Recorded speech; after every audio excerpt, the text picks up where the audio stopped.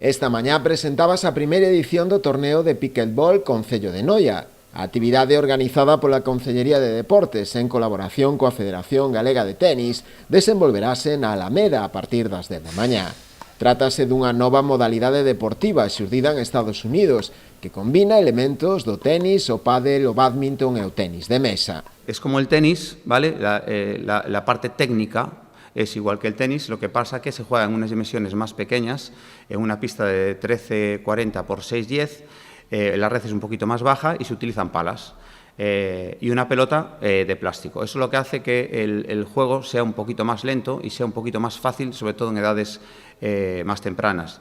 Tiene una curva de aprendizaje muy rápida debido a las características de los elementos de juego. Habilitaránse un total de 8 pistas debido ao gran número de xogadores participantes, distribuídos en 7 categorías, sénior e sénior máis de 50, con xogadores chegados de toda Galicia, entre os que se atopan os mellores desta disciplina a nivel autonómico. Se van a disputar 7 categorías, que es el dobles masculino, dobles femenino, dobles mixto, lo que es individual masculino e individual femenino, y después vamos a una categoría que son lo que le llamamos veteranos, que son jugadores de más de 50 años, y se va a disputar pues individual masculino y una modalidad que nos gusta mucho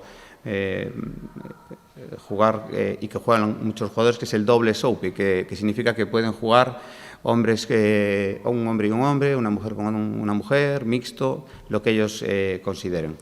Es una categoría que tenemos un total de 8 parejas y estamos muy contentos de que también en estas edades de más de 50 años, pues tengamos participantes. Dende o Concello animan a participar neste torneo, dunha modalidade deportiva en auxe. Animar a todo o mundo que veña aquí a disfrutar deste deporte que está en auge e que seguro que vai ser algo moi atractivo e no que se vai a medrar cada vez máis. Dende a organización quixeron agradecer tamén a colaboración das distintas empresas locais que coas súas aportacións fan posible a celebración deste torneo.